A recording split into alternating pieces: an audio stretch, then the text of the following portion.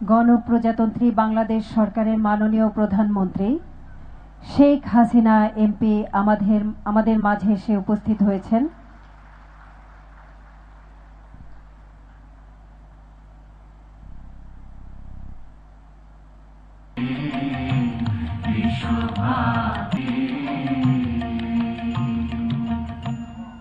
ধন্যবাদ। সুধী সমাবেশ, এ পর্যায়ে স্বাগত বক্তব্য রাখবেন সম্মেলন প্রস্তুতি কমিটির আহ্বায়ক ডক্টর জামাল উদ্দিন আহমেদ। ডক্টর জামাল উদ্দিন আহমেদকে তাঁর স্বাগত বক্তব্য দেওয়ার জন্য অনুরোধ করছি।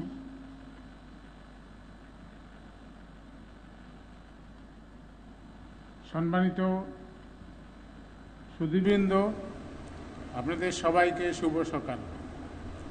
আজ 17ই মে 2024, 3 জ্যৈষ্ঠ 1431 তারিখে বাংলাদেশ অর্থনীতি সমিতির 22তম দ্বিবার্ষিক সম্মেলনের প্রধান অতিথি জাতির জনক বঙ্গবন্ধু শেখ মুজিবুর রহমান কন্যা ও গণপ্রজাতন্ত্রী বাংলাদেশ সরকারের ক্রমিক 4বারের সহ 5বারের নির্বাচিত মাননীয় প্রধানমন্ত্রী জননেত্রী শেখ হাসিনা আজকের এই সম্মেলনের সভাপতি ও বাংলাদেশ অর্থনীতি সমিতির সভাপতি বীর মুক্তিযোদ্ধা ডক্টর আবুল বারাকাত, মন্ত্রিপরিষদ বিভাগের সহ সম্মানীয় সদস্যবৃন্দ, বাংলাদেশে অবস্থানরত বিদেশি মিশনের কূটনীতিকবৃন্দ, বাংলাদেশ অর্থনীতি সমিতির সম্মানীয় সাধারণ সম্পাদক ডক্টর মোহাম্মদ আইনুল ইসলাম, কার্যনির্বাহী কমিটির সদস্যবৃন্দ ও দেশের দূর দূরান্ত থেকে বিদেশ থেকে সম্মেলনে অংশগ্রহণকারী সমিতির প্রিয় সদস্যবৃন্দ, সরকারি বেসরকারি পেশাজীবী অঙ্গনের প্রতিনিধিবৃন্দ, প্রিন্ট ইলেকট্রনিক মিডিয়া, নিউজ মিডিয়ার কর্মীবৃন্দ এবং উপস্থিত সবাইকে আমাদের বাংলাদেশ অর্থনীতি সমিতির পক্ষ থেকে আন্তরিক সম্ভাষণ ও স্বাগত জানাই। সুধীবৃন্দ, স্বাধীন বাংলাদেশের স্বপ্নদ্রষ্টা মহান স্থপতি জাতির জনক বঙ্গবন্ধু শেখ মুজিবুর রহমানের বাঙালি জাতীয়তাবাদ ভিত্তিক রাজনৈতিক ও অর্থনৈতিক মুক্তি সংগ্রামের অন্যতম সহযোগী থিঙ্ক ট্যাঙ্ক হিসাবে কাজ করার লক্ষ্যে বঙ্গবন্ধুর উৎসাহে ও নির্দেশনায় 1974 সালে বাংলাদেশ অর্থনীতি সমিতির যাত্রা শুরু হয়েছিল। সেই থেকে মহান মুক্তিযুদ্ধের চেতনা ধারণ করে সমিতি বাংলাদেশের আপামর মানুষের সার্বিক উন্নয়ন লক্ষ্যে নিরলস কাজ করে যাচ্ছে। অর্থনীতি সমিতির স্বাধীনতা উত্তর বাংলাদেশ পুনর্গঠনে উল্লেখযোগ্য ভূমিকা রেখেছে।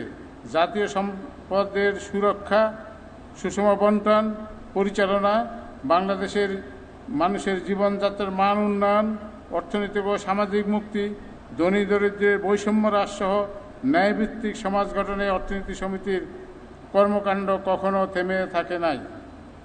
এই প্রচেষ্টায় আমাদের মূল প্রেরণা ছিল মহান মুক্তিযুদ্ধের চেতনা ও বঙ্গবন্ধুর উন্নয়ন ভাবনা। বাংলাদেশ অর্থনীতি সমিতি স্বদেশে উত্থিত উন্নয়ন দর্শনে বিশ্বাসী।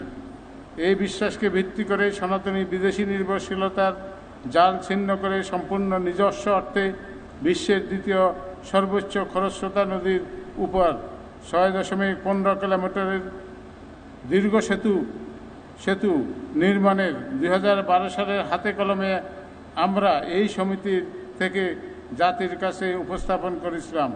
কাজটি করেছিলেন আমাদের সভাপতি ডক্টর আবুল বারাকাত। জাতির জনকের কন্যা মাননীয় প্রধানমন্ত্রী শেখ হাসিনার যুগান্তকারী সিদ্ধান্তে নিজ অর্থে পদ্মা সেতু নির্মাণ এখন দৃশ্যমান এক বাস্তবতা। বাংলাদেশের এই অসামান্য সক্ষমতা প্রমাণ করে দেওয়ার জন্য বাংলাদেশ অর্থনীতি সমিতি পক্ষ থেকে মাননীয় প্রধানমন্ত্রী আপনাকে আকুণ্ঠ ধন্যবাদ। সুধীবৃন্দ, বাংলাদেশ অর্থনীতি সমিতির 2 দিনব্যাপী সম্মেলনে 9টি কর্ম অধিবেশন 9 জন কীর্তিমান প্রয়াত অর্থনীতিবিদের স্মরণে উৎসর্গ করা হয়েছে। কর্ম অধিবেশনে দেশ বিদেশে 170 জন নবীন এবং প্রবীণ অর্থনীতি গবেষক 100টি গবেষণা প্রবন্ধ উপস্থাপন করবেন। তাদের মধ্যে এই গবেষণা কার্য শোভন সমৃদ্ধ সোনার বাংলা গঠনের গুরুত্বপূর্ণ ভূমিকা রাখবে বলে আমাদের দৃঢ় বিশ্বাস। সুধীবৃন্দ, বাংলাদেশ অর্থনীতি সমিতির 22তম দ্বিবার্ষিক সম্মেলনের বিস্তারিত অনুষ্ঠান সূচি আপনাদের কাছে ইতিমধ্যে আমরা প্রেরণ করা হয়েছে এবং সম্মেলন উপলক্ষে আগত ব্যক্তিবর্গের সহযোগিতায় জন্য পর্যাপ্ত সংখ্যক স্বেচ্ছাসেবক রয়েছেন। এই সম্মেলনে সার্থক ও সফল করতে অতীতের মতো অনেক ব্যক্তি প্রতিষ্ঠান আমাদের পাশে এসে দাঁড়িয়েছেন, সহযোগিতার হাত বাড়িয়েছেন এবং অর্থনীতি সমিতি তাদের কাছে আন্তরিকভাবে কৃতজ্ঞ। গণপ্রজাতন্ত্রী বাংলাদেশ সরকারের মাননীয় প্রধানমন্ত্রী ও সম্মানীয় অতিথিবৃন্দ, আপনাদেরকে আবারও কৃতজ্ঞতা ও ধন্যবাদ জানাচ্ছি। সবাই ভালো থাকবেন। বাংলাদেশ চিরজীবী হোক। জয় বাংলা, জয় বঙ্গবন্ধু। ধন্যবাদ ডক্টর জামাল উদ্দিন আহমেদ। প্রিয় সুধী, এ পর্যায়ে আজকের অধিবেশনের সম্মাননীয় সভাপতির ভাষণ। আজকের উদ্বোধনী অধিবেশনের সভাপতি এবং বাংলাদেশ অর্থনীতি সমিতির সভাপতি অধ্যাপক ডক্টর আবুল বারকাত। সভাপতি মহোদয়কে তার ভাষণ প্রদানের জন্য বিনীত অনুরোধ করছি। শ্রদ্ধেয় প্রধান অতিথি শেখ হাসিনা এমপি, মাননীয় প্রধানমন্ত্রী, গণপ্রজাতন্ত্রী বাংলাদেশ সরকার, সম্মানিত শ্রদ্ধেয় উপস্থিতি, সুধীবৃন্দ, আপনাদের সবাইকে সালাম ও শুভেচ্ছা। 1971-এর মহান মুক্তিযুদ্ধের 30 লক্ষ শহীদ, সম্ভ্রমহারা 2 লক্ষ মা বোন, প্রয়াত সকল মুক্তিযোদ্ধা, জাতির জনক বঙ্গবন্ধু শেখ মুজিবুর রহমান পরিবার পরিজন সহ যাকে 1975-এর 15ই আগস্ট নির্মমভাবে হত্যা করা হয়েছিল, জেল হত্যার শিকার জাতীয় 4 নেতা, সকলের প্রতি বিনম্র শ্রদ্ধা জ্ঞাপন করছি। সুধীবৃন্দ, দায় স্বীকার করা নৈতিক দায়িত্ব, আর সেই কারণেই প্রথমেই আমি দুটো দায় স্বীকার করতে চাই, ঐতিহাসিক দায়। প্রথম দায় হলো একটি প্রশ্নের উত্তর দেওয়া যে বাংলাদেশ অর্থনীতি সমিতির প্রতিষ্ঠাতা কে। এই প্রশ্নের নির্মোহ সত্য উত্তর হলো জাতির জনক বঙ্গবন্ধু শেখ মুজিবুর রহমানের নির্দেশ পরামর্শে 1974 সালে জন্ম নিয়েছিল বাংলাদেশ অর্থনীতি সমিতি। আর দ্বিতীয় দায় হলো বঙ্গবন্ধু শেখ মুজিবুর রহমান আর পরবর্তীতে বঙ্গবন্ধু কন্যা শেখ হাসিনা ছাড়া আর কেউই কোনোদিন কখনো আমাদের দ্বিবার্ষিক সম্মেলন উদ্বোধন করেননি।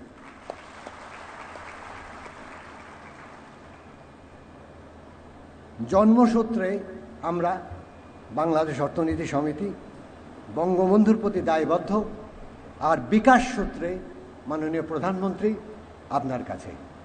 সুতরাং যতকাল বাংলাদেশ অর্থনীতি সমিতি থাকবে ততকাল আমরা বঙ্গবন্ধু ও বঙ্গবন্ধু কন্যা শেখ হাসিনার প্রতি দায়বদ্ধ থাকব। সমবেত সুধী, আমরা মাননীয় প্রধানমন্ত্রী শেখ হাসিনার বক্তব্য শোনার জন্য অধীর আগ্রহ করছি, অপেক্ষা করছি অধীর আগ্রহে। সুতরাং আমি কোনো ব্যাখ্যা বিশ্লেষণ ছাড়া 4টা কথা বলে আমার বক্তব্য শেষ করতে চাই। আমার বক্তব্যের ব্যাখ্যা বিশ্লেষণ আগামী 2 দিন বিভিন্ন কর্ম অধিবেশনে আমার পার্টির অংশগ্রহণকারীরা যেমন পাবেন আমিও তেমন পাবো, আমি চেষ্টা করব। আমার প্রথম কথা, জাতির পিতা বঙ্গবন্ধু শেখ মুজিবুর রহমান এক দর্শনের বিনির্মাতা, এটা দর্শন, ফিলসফির, এবং তিনি শুধু বিনির্মাতাই নন, তিনি তার প্রয়োগও করেছেন। ইতিহাসে এটা মেলাভার, একজন দার্শনিক দর্শন সৃষ্টি করেছেন এবং সাথে সাথে প্রয়োগও করেছেন। যে দর্শনের মর্ম কথা হলো প্রজাতন্ত্রের সকল মালিক জনগণ, সংবিধানের ৭-এর ১। এই দর্শন মানুষের প্রতি নিঃশর্ত নির্মোহ ভালোবাসার দর্শন। বঙ্গবন্ধু ওই দর্শন বিনির্মাণ করতে পেরেছিলেন এই জন্যই যে, আমি এখানে দার্শনিক আর্থার শোপেনহাওয়ারের একটি কথা উল্লেখ করতে চাই, যে বঙ্গবন্ধু তার নিজের দৃষ্টির সীমানাকেই বিশ্ব ব্রহ্মাণ্ডের সীমানা বলে মনে করতেন না। তার দৃষ্টির সীমা ছিল অসীম, বহু বিস্তৃত। তিনি সময়কে অতিক্রম করেছিলেন। আমার দ্বিতীয় কথা, বঙ্গবন্ধু দর্শনের এই যে অন্তর্নিহিত গুণ বা বৈশিষ্ট্য একজন মানুষ পেয়েছেন এবং তিনি তা সর্বোচ্চ মাত্রায় ধারণ করেন এবং তিনি তা প্রয়োগ করেও দেখিয়েছেন, দৃশ্যমান প্রয়োগ। তিনি হলেন বঙ্গবন্ধু কন্যা শেখ হাসিনা। তা না হলে তিনি কিভাবে 2012 সালে আমাদের বললেন নিজ অর্থে পদ্মা সেতু বিনির্মাণ সম্ভব, এবং এখানেই 10ই সেপ্টেম্বর আমাদের 18তম দ্বিবার্ষিক সম্মেলনে তিনি বলেছিলেন, যা বলেছিলেন তা হুবহু আমি কোট করছি, উদ্ধৃত করছি। তিনি বলেছিলেন, এক সময় জুলফিকার আলী ভুট্টো সাহেব বলেছিলেন, ঘাস খেয়ে হলেও পাকিস্তানে আমরা অ্যাটম বোমা বানাবো। এরপরেই ওনার বক্তব্য, উনি বলছেন, আমরা ঘাস খেতেও চাই না, আমরা অ্যাটম বোমাও চাই না। তারপরের কথাটাই উনি বলছেন, আমার প্রশ্ন সোজা, আমরা চিতই পিঠা খেয়ে কেন পদ্মা সেতু বানাতে পারবো না? তিনি বলেই ক্ষান্ত হননি, তিনি তা সম্ভব করে ছাড়লেন। এবং তাও তখন যখন প্রায় সব অর্থনীতিবিদ, প্রায় সব সমাজ বিশ্লেষক, প্রায় সব রাজনীতিবিদ তারা অনেক কথা বলেছিলেন, এমনকি পাগলামি এই শব্দটি উচ্চারণ করেছিলেন, মানে পাগল। প্রমত্তা পদ্মা নদীর উপর পদ্মা সেতু, আর নদীর অর্থাৎ দৈরার চট্টগ্রামের ভাষায় তলায় টানেল, আর এখন ডিজিটাল প্রযুক্তির সাথে কৃত্রিম বুদ্ধিমত্তা সংযোজন করে স্মার্ট বাংলাদেশ, আর তারও সঙ্গে সংযোজন হয়েছে সবার জন্য সার্বজনীন পেনশন, কল্পনাতীত বিষয়। এসবই শেখ হাসিনা। শেখ হাসিনাকে কে কতটুকু জানেন বা বোঝেন তা আমি বলতে পারবো না, তবে আমার বিবেচনায় তিনি একজন প্রচণ্ড আশাবাদী জাগ্রত মানুষ। এবং এই কথাটিও আমার না, এই কথাটি অ্যারিস্টটেলের। অ্যারিস্টটেল বলেছিলেন, আশা হলো জাগ্রত মানুষের স্বপ্ন। আমার তৃতীয় কথা, এখন থেকে 100 বছর আগে 1918 সালে বিশ্ব দেখেছিল মহামারী, স্প্যানিশ ফ্লু, এবং এই মহামারীতে মতান্তরে 2 কোটি থেকে 5 কোটি মানুষের মৃত্যু হয়েছিল। আমরা 100 বছর পরে আবার দেখলাম মহামারী, এবং 100 বছর আগে যে মহামারী, এখানে যারা আছেন কেউ দেখেননি।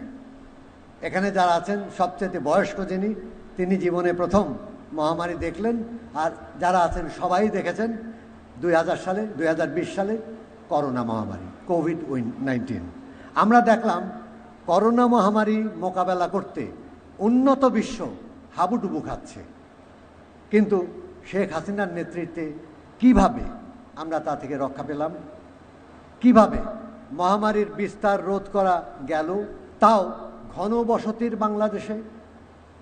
কিভাবে প্রায় 37 কোটি করোনা মহামারী প্রতিরোধ, বিস্তার রোধ টিকা ডোজ 37 কোটি দেওয়া সম্ভব হলো বিনামূল্যে সব মানুষকে? দেশের সব মানুষকে যে এটা দেওয়া সম্ভব হলো, এখানেও করোনা মহামারী রোধ করার থেকে শুরু করে বঙ্গবন্ধুর উন্নয়ন দর্শনের প্রয়োগ।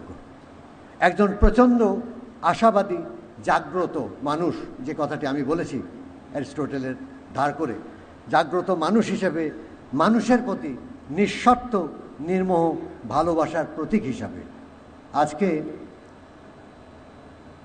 17ই মে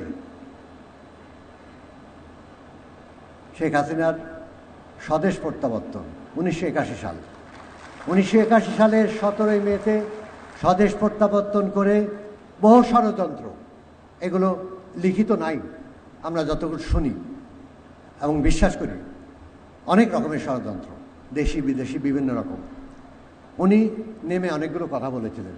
তার একটি কথা খুবই গুরুত্বপূর্ণ বলে আমি মনে করি।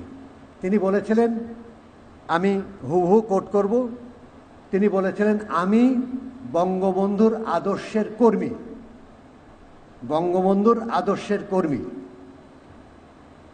আমি আপনাদের মাঝেই তাদের, অর্থাৎ 1975-এ হত্যার শিকার পিতা মাতা ভাই, এদের ফিরে পেতে চাই, আনকোট। হুবহু তার কথা। আমার শেষ কথা বা চতুর্থ কথা, করোনা মহামারী যেতে না যেতেই বড় সব সংঘাত শুরু। ইউরোপে রাশিয়া ইউক্রেন যুদ্ধ, মধ্যপ্রাচ্যে যুদ্ধ সংঘাত, যা কখন শেষ হবে, কিভাবে শেষ হবে কেউ জানে না, অনিশ্চিত। আর আমাদের প্রতিবেশী দেশে মিয়ানমারে মোটামুটি বড় ধরনের গৃহযুদ্ধ। এরই মধ্যে বৈশ্বিক অর্থনীতিতে এখন টালমাটাল অবস্থা। আর এসবের মধ্যেই বঙ্গবন্ধুর আদর্শের কর্মী, আশাবাদী জাগ্রত মানুষ, বঙ্গবন্ধু কন্যা প্রধানমন্ত্রী শেখ হাসিনা স্বপ্ন দেখছেন আগামী 20-25 বছরের মধ্যে বাংলাদেশ হবে বঙ্গবন্ধু সোনার বাংলা, বাংলাদেশ হবে স্মার্ট বাংলাদেশ, যেখানে স্মার্ট অর্থনীতি 4টা পিলার বা স্তম্ভের একটি। এবং অনেকেই বিস্মিত হচ্ছেন, এও কি সম্ভব? অনেকেই সন্দেহ পোষণ করেন যে 2700 মার্কিন ডলারের মাথাপিছু আয়ের দেশে কিভাবে এসব সম্ভব। আর এইসব নিয়ে আর কিছু না পেয়ে কেউ কেউ একটা তত্ত্ব খাড়া করছেন। এই তত্ত্বের নাম তারা দিয়েছেন শেখ হাসিনার উন্নয়ন ধাঁধা। কোনো পজিটিভ সেন্সে এই খাড়া করেননি, যে development puzzle of Sheikh Hasina.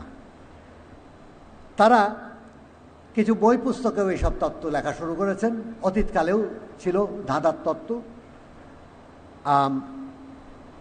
উন্নয়ন তত্ত্বের বই পুস্তক সহ তাতে যদি এই ধরনের ধাঁধা থাকে, আছেও, তাহলে তা আসলে ওই তত্ত্ব যারা বিনির্মাণ করেছেন, বিনির্মাতাদের যত না জ্ঞানের সীমাবদ্ধতা নির্দেশ করে, তার চেয়ে অনেক বেশি নির্দেশ করে জ্ঞানের বিভ্রান্তি। জ্ঞানের বিভ্রান্তি, কারণ তারা তাদের নিজ দৃষ্টির সীমানাকেই বিশ্বব্রহ্মাণ্ডের সীমানা বলে মনে করেন, যা তিনি মনে করেন না, যা বঙ্গবন্ধু মনে করতেন না। এখানে এই ধরনের জ্ঞান খাটো, সরি ফর মাই ল্যাঙ্গুয়েজ, জ্ঞান খাটো ব্যক্তিদের, জ্ঞানে খাটো ব্যক্তিদের সম্পর্কে দুটো কথা বলা সমীচীন, তাও নিজের ভাষায় না বলি, ধার করে বলি। একটি কথা আপনারা সবাই নামটি জানেন, পদার্থবিদ Stephen Hawkins, a brief history of time, দার্শনিক পদার্থবিদ। তিনি বলেছেন যে জ্ঞানের সবচেয়ে বড় শত্রু অজ্ঞতা নয়, জ্ঞানের সবচেয়ে বড় শত্রু হলো জ্ঞানের বিভ্রান্তি, ওই পাজেল ধাঁধা যারা খুঁজে বের করছেন। আর একটা কথা আলবার্ট আইনস্টাইন থেকে ধার করে আমি শেষ করি। তিনি বলেছেন যে দুটো বিষয় নিয়ে আমার কোনো সন্দেহ নেই, এক, বিশ্ব অসীম, মহাবিশ্ব অসীম, আর দুই, মানুষের আহাম্মকি, মানুষের আহাম্মকি। তারপরে আইনস্টাইন বলছে, তবে দ্বিতীয়টা নিয়ে আমার কোনোই সন্দেহ নেই। এরা হচ্ছেন এই জ্ঞান খাটো ধাঁধা যারা খুঁজে বেড়াচ্ছেন, তারা সম্ভবত আসলে শেখ হাসিনার যে উন্নয়নযজ্ঞ, কর্মযজ্ঞ নিয়ে যারা এই ধরনের ধাঁধা উত্থাপন করছেন, তারা আসলে কোনো না কোনো তাদের ধান্দা আছে, ধাঁধার পিছনে ধান্দা, এবং তা আছে জ্ঞানের বিভ্রান্তি, আছে আহম্মকি। আসলে তাদের নিয়তে বড় কোনো সমস্যা আছে। আমাদের অর্থনীতিবিদদের নিয়ে খুব শ্রদ্ধেয় 50, 60, 70 দশকের কেনেথ গলব্রেথ, একসময় রাষ্ট্রদূতও ছিলেন ভারতে, মার্কিন যুক্তরাষ্ট্রে। আমাদের খুব আক্ষেপ আছে যে কেনেথ গলব্রেথ কেন নোবেল পুরস্কার পাননি। তিনি একটি কথা বলেছিলেন। তিনি বলেছিলেন যে অর্থনীতিবিদরা ভানভনিতা করতে পারে, খুব জ্ঞান নিয়ে অযৌক্তিক বাহাদুরি করে, জোর করে সম্মান পেতে চায়। অর্থনীতিবিদদের মধ্যে সম্মান পাবার এক গভীর আকাঙ্ক্ষা ও মহাবিজ্ঞানী হবার ভাবভনিতা উদ্ভূত এক ধরনের আশা ও বিশ্বাস আছে। আসলে অর্থনীতি বিজ্ঞান আপনারা অনেকেই খুব জটিল মনে করেন, nothing but A subject of a very strong common sense. সমস্যা হলো common sense is very uncommon. আমি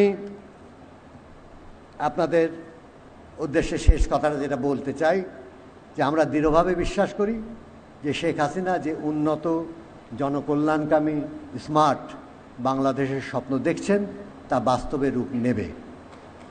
অন্তত 3টে কারণে, বহু কারণ বলতে পারেন, 3টে কারণে তা বাস্তবে রূপ নেবে। প্রথম কারণ, পৃথিবী পাল্টায়, পৃথিবী চেঞ্জ হয়, সরল রেখা মেনে নয়, লিনিয়ার না ঘটনাটা, তা পাল্টায় লাভ দিয়ে, বড় লাভ দিয়ে, উল্লম্ফন দিয়ে। আর এইটাই উন্নয়ন ইতিহাসের কথা। দ্বিতীয় কথা, ওই বড় লাভ দিতে দরকার হয় দূরদৃষ্টি সম্পন্ন সাহসী নেতৃত্ব। আর শেখ হাসিনা হলেন সেই নেতা যিনি জানেন কখন কত বড় লাভ দিতে হয় এবং কত সাহস নিয়ে তা দিতে হয়। শেষ কথা, বঙ্গবন্ধুর আদর্শের কর্মী, উনি 81 সালে ফিরে বলেছিলেন, আশাবাদী জাগ্রত মানুষ, যেটা আমি বললাম ধার করে, শেখ হাসিনা তো ইতিমধ্যেই এসব প্রমাণ করেছেন, দৃশ্যমান প্রমাণ। তাহলে প্রশ্ন, উন্নত বাংলাদেশ, সোনার বাংলাদেশ, স্মার্ট বাংলাদেশ গড়তে বাধা কোথায়? আমরা মনে করি না পথটা মসৃণ, কিন্তু আমরা মনে করি যা এখন অসম্ভব বলে মনে হচ্ছে তা সম্ভব হবে, এবং তা শেখ হাসিনার নেতৃত্বেই সম্ভব হবে। সমবেত সুধী, সবশেষে আপনাদের কাছে একটা বিষয়ে ক্ষমা চেয়ে নিতে চাই। ক্ষমা প্রার্থী এই জন্য যে মাননীয় প্রধানমন্ত্রীর উপস্থিতিতে আমাদের আজকের আয়োজন বেশ কিছু ক্ষেত্রে আমাদের সাধ্যের চেয়ে বেশি, আমাদের মানে অর্থনীতি সমিতির। সুতরাং ভুল ত্রুটি ইতিবাচক হলে ইতিবাচক সমালোচনা করবেন, ভবিষ্যতে ভালো করার সুপরামর্শ দেবেন। তবে আজকেরটা ক্ষমা সুন্দর দৃষ্টিতে দেখবেন। আপনাদের সবাইকে ধন্যবাদ। আপনারা সবাই পরিবার, পরিজন, স্বজন, নিকটজন সহ ভালো থাকুন, সুস্থ থাকুন। আমরা বঙ্গবন্ধু কন্যা মাননীয় প্রধানমন্ত্রী শেখ হাসিনা, আপনাকে আবারও আমাদের ধন্যবাদ। আপনার প্রতি আমরা কৃতজ্ঞ। আমরা আপনার সুস্থ শতায়ু কামনা করি। জয় বাংলা, জয় বঙ্গবন্ধু, বাংলাদেশ চিরজীবী হোক। ধন্যবাদ। সুধীমণ্ডলী, এ পর্যায়ে ক্রেস্ট প্রদান পর্ব। গণপ্রজাতন্ত্রী বাংলাদেশ সরকারের মাননীয় প্রধানমন্ত্রীর হাতে ক্রেস্ট তুলে দিচ্ছেন বাংলাদেশ অর্থনীতি সমিতির সভাপতি অধ্যাপক ডক্টর আবুল বারকাত। অধ্যাপক ডক্টর আবুল বারকাত।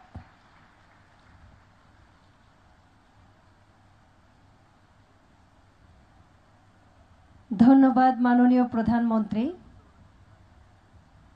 ধন্যবাদ ডক্টর আবুল বারকাত।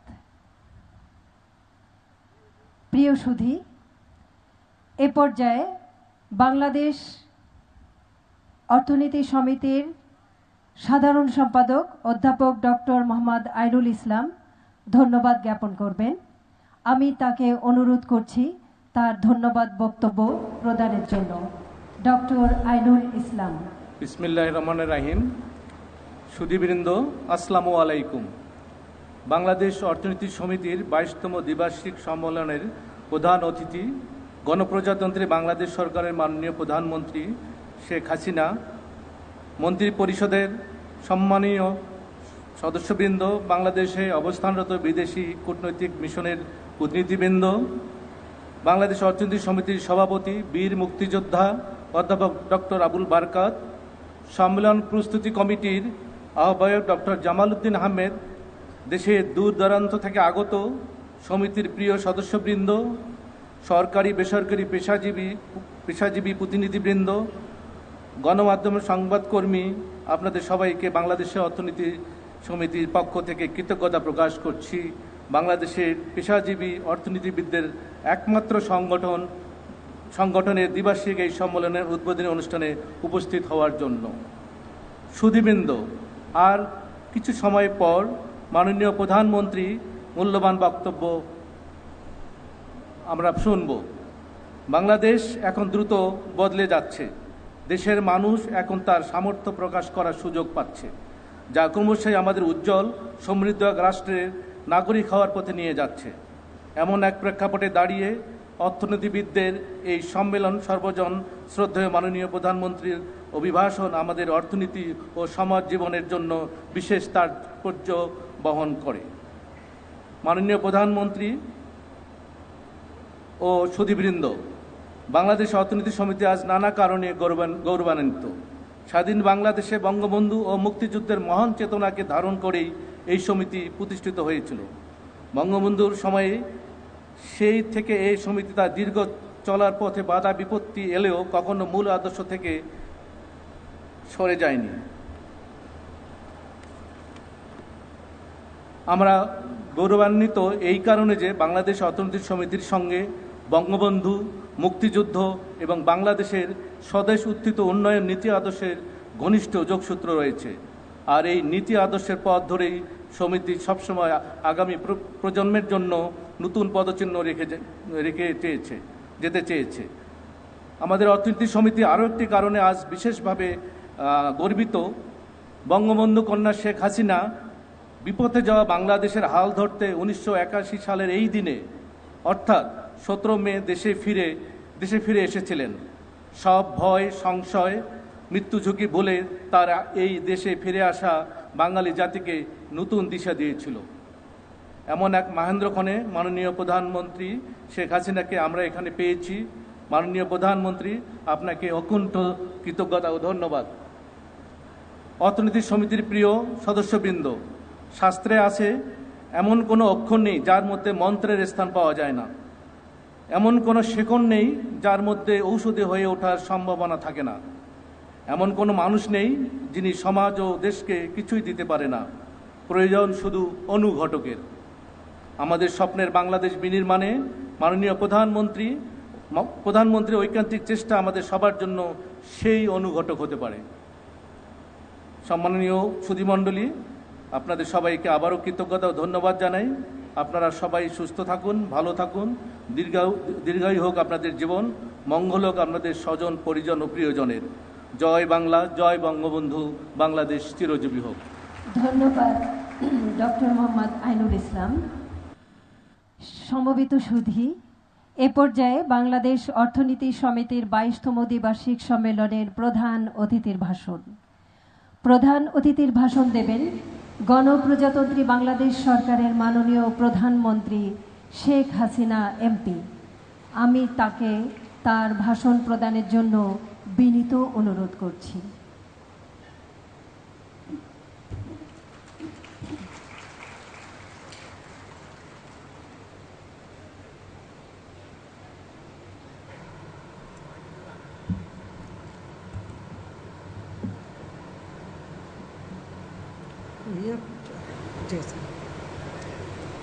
ধন্যবাদ। বিসমিল্লাহির রহমানির রহিম। আজকের এই অনুষ্ঠানের সভাপতি, আমাদের সহকর্মীবৃন্দ, আমন্ত্রিত অতিথিবৃন্দ, বাংলাদেশের বিশিষ্ট অর্থনীতিবিদগণ এবং বাংলাদেশ অর্থনীতি সমিতির সদস্যবৃন্দ, উপস্থিত সুধী মণ্ডলী, আসসালামু আলাইকুম। বাংলাদেশ অর্থনীতি সমিতির 22তম দ্বিবার্ষিক সম্মেলনের উদ্বোধন অনুষ্ঠানে উপস্থিত সকলকে আমি আন্তরিক শুভেচ্ছা জানাচ্ছি। বাংলাদেশ অর্থনীতি সমিতি দেশের পেশাদার অর্থনীতিবিদদের একটি ঐতিহ্যবাহী সংগঠন। এই সমিতির সদস্যগণ নির্মোহ গবেষণা ও গবেষণালব্ধ বিষয়বস্তু প্রচারের মাধ্যমে দেশ ও জাতির কল্যাণে বিশেষ অবদান রেখে যাচ্ছে বলে আমি মনে করি। আমি এই সমিতির সকল সদস্যকে আন্তরিক ধন্যবাদ জানাই।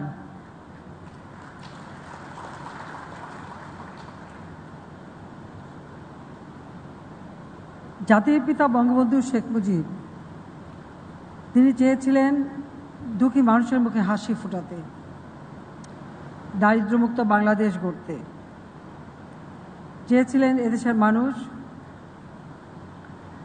অন্তত দুবেলা দুমুঠো খেয়ে পড়ে বাঁচবে, অন্ন বস্ত্র বাসস্থান চিকিৎসা শিক্ষার সুযোগ পাবে, উন্নত জীবন পাবে। এটাই ছিল তার স্বপ্ন। পাকিস্তান নামে দেশটি হবার পর থেকে এদেশের মানুষ প্রকৃতপক্ষে শোষণ বঞ্চনার শিকার হয়। এমনকি দেশের কোনো নিরাপত্তাও ছিল না। আপনারা জানেন 65 সালে ভারত পাকিস্তান যুদ্ধ হবার পর 66 সালে জাতির পিতা বঙ্গবন্ধু শেখ মুজিব 6 দফা দাবি উত্থাপন করেন। সেই 6 দফা ছিল বাঙালি জাতির মুক্তির সনদ। এই 6 দফা দাবি অতি অল্প সময়ের মধ্যে ব্যাপকভাবে মানুষের ভিতরে আশার আলো জ্বালায়। আর এই 6 দফা দাবি নিয়ে কথা বলতে যেই তিনি যতবার যেখানে মিটিং করেছেন সেখানেই তাকে গ্রেপ্তার করা হয়েছে বা বারবার মামলা দেওয়া হয়েছে। ফেব্রুয়ারি মাসে 6 দফা দিলেন, মে মাসে তাকে গ্রেপ্তার করা হলো।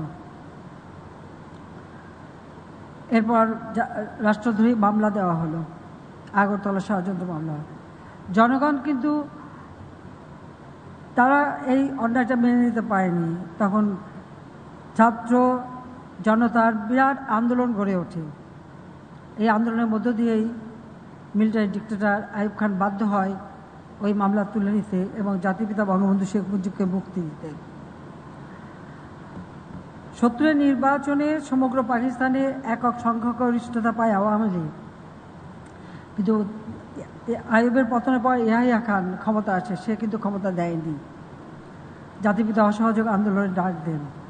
অভূতপূর্ব সেই অসহযোগ আন্দোলন, যে নির্দেশনা 32 নম্বর বঙ্গবন্ধু ভবন থেকে যেত, সেই নির্দেশনায় এদেশের মানুষ মেনে নিতেন।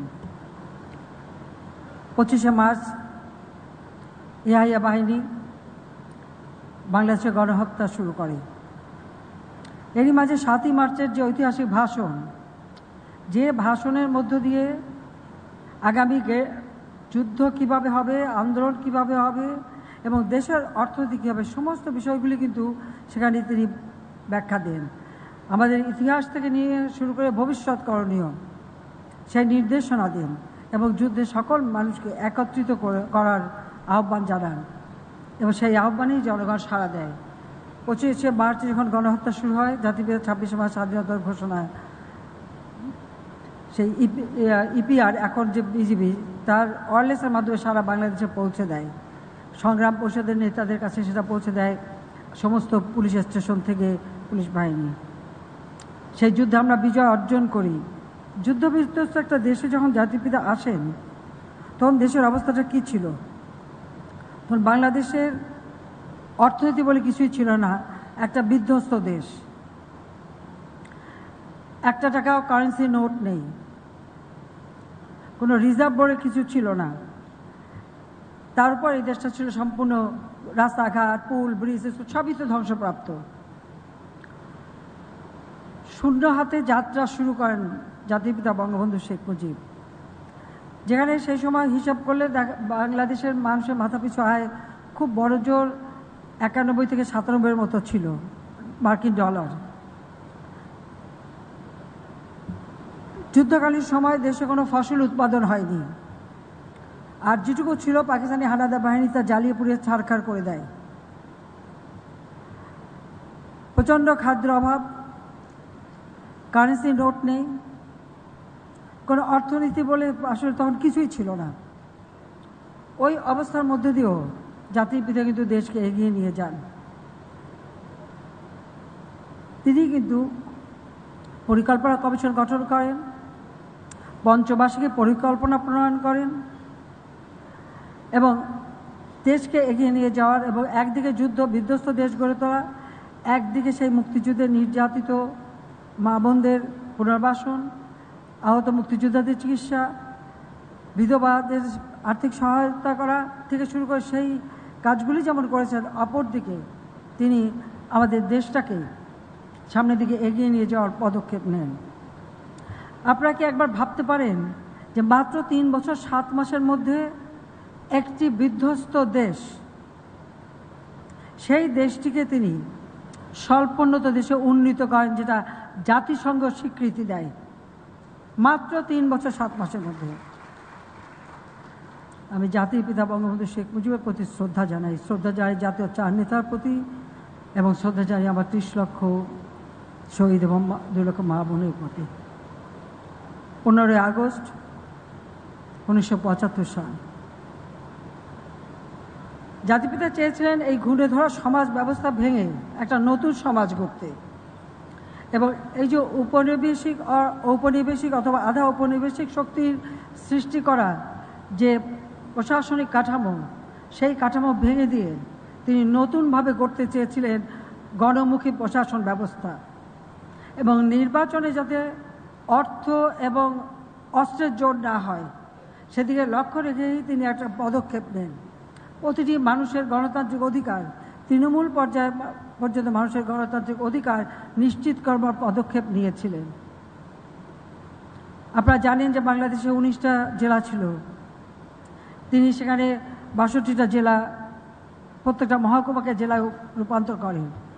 তিনি গভর্নর সিস্টেম চালু করেন, থানা কাউন্সিল গঠনের মাধ্যমে এই গভর্নর, প্রত্যেকটা জেলার গভর্নর, জেলা গভর্নরগুলির কাজই ছিল তৃণমূল থেকে ওই এলাকার সার্বিক অর্থনৈতিক উন্নয়নের পরিকল্পনা গ্রহণ করা এবং সেটা বাস্তবায়ন।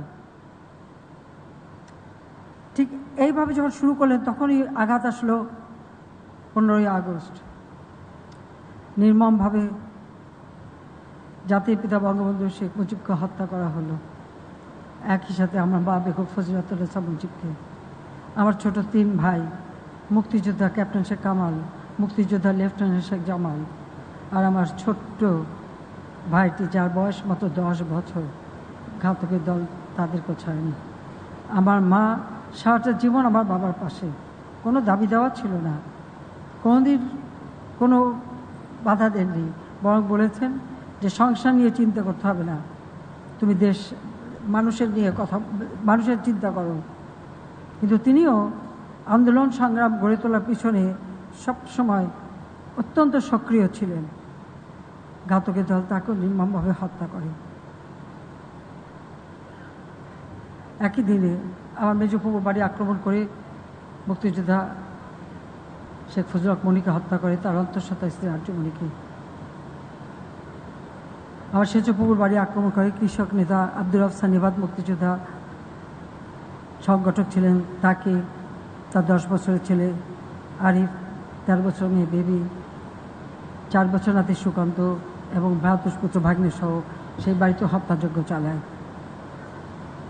এরপরই 3রা নভেম্বর ঢাকা কেন্দ্রীয় কারাগারে জাতীয় 4 নেতাকে নির্মমভাবে হত্যা করে।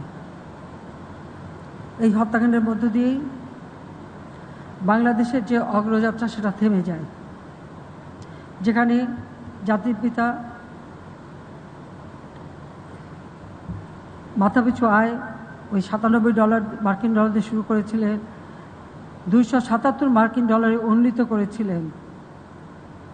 আপনারা যদি হিসাব নেন, ওই 76 সালে মিলিটারি ডিক্টেটররা যখন ক্ষমতা আসে বা মার্শাল জারি হয় বা খুনি মোস্তাক গং যখন ক্ষমতা দখল করে, এরপর থেকে মাথাপিছু আয় কিন্তু ক্রমাগত কমেছে, বৃদ্ধি পায়নি। 91 সালে আমরা যখন অনেক সংগ্রামের মধ্য দিয়ে গণতন্ত্র প্রতিষ্ঠা করি, যদি আমরা ক্ষমতায় ছিলাম না, সেই পর্যন্ত যদি হিসাব নেন তাহলে দেখবেন মাত্র $6 বৃদ্ধি পেয়েছিল, 76 থেকে 91%, মাত্র $6। জাতির পিতা যদি একটা যুদ্ধ বিধ্বস্ত দেশ গড়ে সেই 97 থেকে $277 উন্নীত করতে পারে, তখন কেন কমে গেল মাথাপিছু আয়? খুবই পরিষ্কার, গণতন্ত্র বা গণতান্ত্রিক ধারা ছাড়া আর হচ্ছে একটা রাজনীতিবিদ, তাদের একটা মানুষের কাছে একটা ওয়াদা থাকে, সেটা যদি না হয় এবং একটা পরিকল্পনা যদি না থাকে দেশকে নিয়ে, যে দেশকে আমি কোথায় নিয়ে যাব, একটা দিক নির্দেশনা যদি না থাকে, তো সে দেশ এগোতে পারে না। ক্ষমতা অবৈধভাবে দখল করা যারা, তারা ক্ষমতাকে কুক্ষিগত করার কথাই চিন্তা করেছে। অনেকে এখানে আছেন হয়তো যারা একেবারে যুবক, তাদের তো মনে থাকার কথা না, বা একদম প্রবীণ যারা মনে আছে সেই জিয়াউর রহমানের 77-এ হ্যাঁ না ভোট, 78-এর রাষ্ট্রপতি নির্বাচন, 79-র সেই সংসদ নির্বাচন নামে প্রহসন, সেই জায়গা থেকে যুদ্ধ যাত্রা শুরু। এই ভোট নিয়ে ছিনিমিনি খেলা, মানুষের অধিকার নিয়ে ছিনিমিনি খেলা, প্রতি রাতে কারফিউ, মানুষের স্বাধীনভাবে চলার অধিকার নাই। কাজে এই একটার পর একটা কু, 18-19টা কু হয়েছে বাংলাদেশে, যার ফলে বাংলাদেশ কখনো স্থিতিশীল হতে পারেনি। 15ই আগস্টে যখন আমার পরিবারকে হত্যা করে, আমি আর রেহানা বিদেশে ছিলাম, আমরা বেঁচে গিয়েছিলাম, কিন্তু সে বাঁচা সেটা যে কত কষ্টের বাঁচা, সেটা যারা আপনজন হারান তারাই বুঝবেন। আমার অবর্তমানে আওয়ামী লীগ আমাকে সভাপতি নির্বাচিত করেছিল দলের। আজকে আপনাদের সামনে দাঁড়িয়ে আছি, আজকের এই দিন, এই 17ই মে আমি বাংলাদেশে ফিরে আসি। বাবা মা ভাই সব হারাবার সেই বেদনাকে সম্বল করেই আমি এসেছিলাম, একটা প্রত্যয় নিয়ে, যে আদর্শ নিয়ে আমার বাবা দেশ স্বাধীন করেছেন, যে আদর্শ নিয়ে, যে চেতনা নিয়ে তাঁর ডাকে সারা দিয়ে দেশের মানুষ অস্ত্র তুলে নিয়ে যুদ্ধ করে বিজয় এনে দিয়েছে, সে বিজয় কখনো ব্যর্থ হতে পারে না। এদেশের মানুষের রাজনৈতিক অধিকার, অর্থনৈতিক অধিকার, সামাজিক অধিকার, সাংস্কৃতিক অধিকার, এই অধিকার প্রতিষ্ঠা করতে হবে। এবং আমাদের এই দেশ বিশ্বের কাছে করুণার পাত্র হবে না, ভিক্ষা চেয়ে চলবে না, মাথা উঁচু করে মর্যাদা নিয়ে চলবে। যখন ফিরে আসি, যখন দেশ ছেড়ে যাই, আমার 3 ভাই, ভ্রাতৃবধূ সবাই ছিল এয়ারপোর্টে। যখন ফিরে আসি কেউ নেই, আপনজন প্রতি কেউ না থাকলেও পেয়েছিলাম বাংলাদেশের মানুষকে, অগণিত মানুষ এবং আওয়ামী লীগের অগণিত নেতা কর্মীদেরকে। সেই মানুষই আমার একমাত্র শক্তি, আর সেই মানুষগুলির জন্যই আমার সব পদক্ষেপ নেওয়া, কাজ করা। আজকে অন্তত আমি বলতে পারি, আমি অর্থনীতি সমিতিতে এসেছি। আমার মনে হয় আমার থেকে এখান থেকে এই জায়গায় যারা আছেন, আমার থেকে বোধহয় অশিক্ষিত আর কেউ নাই, কারণ আমি তো অর্থনীতিবিদও না, এত বড় বড় ডিগ্রিও নাই, আমার এত পড়াশোনাও নাই। হ্যাঁ, আমি ঢাকা ইউনিভার্সিটির ছাত্রী, ঢাকা ইউনিভার্সিটি থেকে বিএ পাশ করছি, মাস্টার্সের ছাত্রী ছিলাম, পরীক্ষা দিতে পারিনি। 75-এ যেহেতু আসতে পারিনি দেশে, তখন আর পরীক্ষা দেওয়া আমার হয়নি। কিন্তু আমি একটা জিনিস বুঝি, হয়তো অর্থনীতি অত বড় বড় সংজ্ঞা আমি বুঝবো না, কিন্তু আমি একটা জিনিস বুঝি, যে মানুষের জন্য কাজ করতে হবে, মানুষ কি পেল সেটা দেখতে হবে, মানুষের কল্যাণে কি করণীয় সেটা করতে হবে, যা আমি শিখেছিলাম আমার বাবার কাছ থেকে। তিনি তো জেলেই থাকতেন, কিন্তু যখন এই বাইরে থাকতেন আমাদেরকে গল্প করতেন যে প্রত্যেকটা গ্রাম তিনি কিভাবে সাজাবেন, প্রতিটি মানুষের ভাগ্য কিভাবে পরিবর্তন করবেন, কী করলে মানুষের কল্যাণ হবে। এবং স্বাধীনতা সংগ্রাম তিনি করেছিলেন, কিন্তু তিনি যে এই দেশটাকে স্বাধীন করবে এই প্রত্যয় ছিল তার। 1948 সালে যখন বাংলা ভাষায় কথা বলার অধিকার কেড়ে নেওয়ার চেষ্টা করেছিল ওই পাকিস্তানিরা, যার প্রতিবাদ তিনি করেছিলেন ঢাকা বিশ্ববিদ্যালয়ের আইন বিভাগের ছাত্র হিসেবে, সেই দিন থেকে তারপর তিনি যে গ্রেপ্তার হলেন, দীর্ঘদিন জেলে, ওই সময় তিনি সিদ্ধান্ত নিয়েছেন যে ওই পাকিস্তানিদের অধীনে থাকবো না, আমরা দেশ স্বাধীন করব। এবং সেটা ভিতরে লালন পালন করে ধাপে ধাপে দেশের মানুষকে স্বাধীনতার চেতনা উদ্বুদ্ধ করে তিনি এগিয়ে গিয়েছিলেন এবং আমাদের মুক্তিযুদ্ধে বিজয় এনে দিয়েছিলেন। মূল লক্ষ্যটা ছিল বাংলাদেশের মানুষের আর্থসামাজিক উন্নতি করা। কাজে সেই কাজটা তিনি সম্পন্ন করে যেতে পারলেন না, কিন্তু তিনি তো পথ দেখিয়ে গেছেন এবং আমাদের প্রতিটি কাজের যে ভিত্তিটা সেটা কিন্তু তিনি তৈরি করে দিয়ে গেছেন। আমি যখন রাষ্ট্র পরিচালনার দায়িত্ব নিয়ে এবং এক একটা বিষয় নিয়ে দেখি, প্রতিটি কাজ তিনি কিন্তু শুরু করে গেছেন। একেবারে মাছ উৎপাদন এবং তার প্রক্রিয়াজাতকরণ থেকে শুরু করে ধান উৎপাদন এবং গবেষণা, ফসল উৎপাদন এবং গবেষণা, আমাদের মানে পশু পাখি উৎপাদন গবেষণা থেকে শুরু করে রাস্তাঘাট, পুল, ব্রিজ, প্রতিটি জিনিস, একটা অবকাঠামো উন্নয়ন, আধুনিক প্রযুক্তি, সেই বেদবুনিয়া ভূ উপগ্রহ কেন্দ্র থেকে শুরু করে সবই তিনি করে যান এবং আন্তর্জাতিক সংস্থাগুলির সদস্য পদেও অতি অল্প সময় বাংলাদেশ পেয়েছিল। শুধু জাতির পিতা বঙ্গবন্ধু শেখ মুজিবের নেতৃত্ব ছিল বলেই আমরা এটা অর্জন করতে পেরেছিলাম। এত অল্প সময়ের মধ্যে এত কাজ করা, এত আইন পাশ করা, এত নীতিমালা বিধিমালা করা, এটা অসাধ্য সাধন তিনি করেছিলেন। তার উপর তো বোঝা তো ছিলই, পাকিস্তানিদের পরিত্যক্ত সমস্ত শিল্প কলকারখানা সেগুলিকে জাতীয়করণ করে দায়িত্ব নিয়ে সেগুলিকে চালু করা, পাশাপাশি আবার বেসরকারি খাতে যাতে উন্মুক্ত হয় সে ব্যবস্থা এবং বেসরকারি খাতটাও তিনি দিয়ে যান।